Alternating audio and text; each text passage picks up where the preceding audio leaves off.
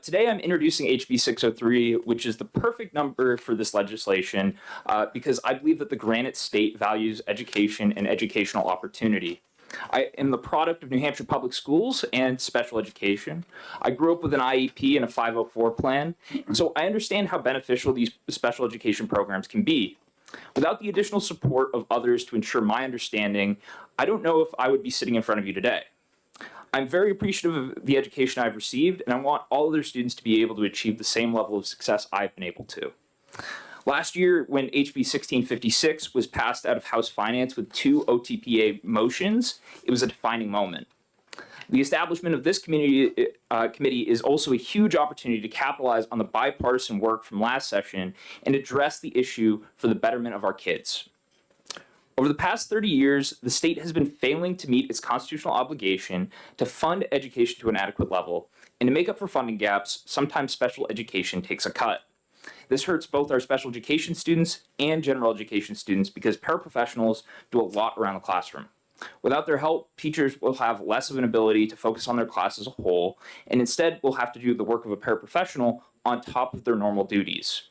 Keep in mind that the Individuals with Disability Education Act requires that students must be placed in the least restrictive environment possible, meaning that students should be placed in general education classrooms to the maximum extent.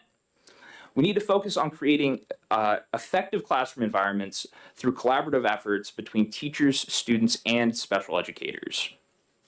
These funding shortfalls are easy to see because last year when the state and federal government came together to only fund 17.5% of the cost of disabilities in 2023, and that was 1% less than what was provided in 2022. Compare that to general education students who receive on average 25% of their total education costs paid for by the state and federal government. Local property taxes make up any supplemental funding needed, which can vary widely from student to student. Students do not always need the same services, and that means that they don't need the same additional level of funding, and that can make things unpredictable. Schools like Conval, for example, saw special education costs increase nearly 40%, or $4.4 million during the 21-22 to 22-23 school years. That's $11.2 million to $15.6 million per year. A smaller district like Plainfield, on the other hand, saw special education costs increase 118%, or $1.2 million during the same time period, which was slightly under $1 million to $2.1 million a year. This volatility can cause severe budget instability, with 37% of our districts spending more than a quarter of their entire budget on special education. The federal government protects all students with disabilities and guarantees a right to public education, and these students also deserve to not be seen as a financial burden by their local communities. Currently, we use a formula based off of average daily membership and residence, ADMR, with about 20% of all students receiving some sort of special education services. On average, the cost per pupil is about $48,000, which is on average $29,556 more than students without an IPE. And you can see that number clearly on the bill, in the bill.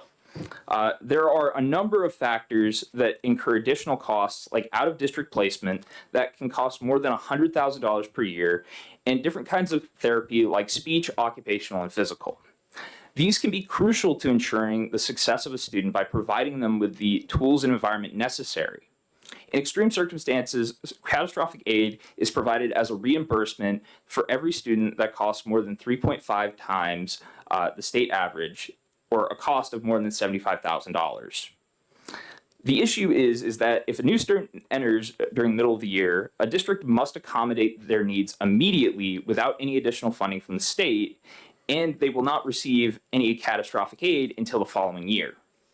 So I know the big question on everybody's mind is related to the fiscal note on the back of the bill, but first thing that we need to understand is that currently any municipality may be subject to unpredictable and volatile school budgets. During the 2022 to 23 school year, the Department of Education reported that the total special education costs were $915 million, but that also includes other non-instructional costs. The real cost of special education in New Hampshire is $755,367,547. That is only $69 million more than what local property taxpayers paid during the last year, but those costs were not spread evenly across the state. By allocating more funds from the state sources instead of local property taxes to cover special education costs, there would be more consistent tax impacts from year to year for every municipality. This would allow for easier budgeting, more equitable funding, and remove the risk for potential tax spikes. Overall, I believe HB 603 would help provide services to students, remove local property tax burdens, and allow for flexibility in spending and hiring decisions. Thank you, and I'm open to any questions. Thank you very much.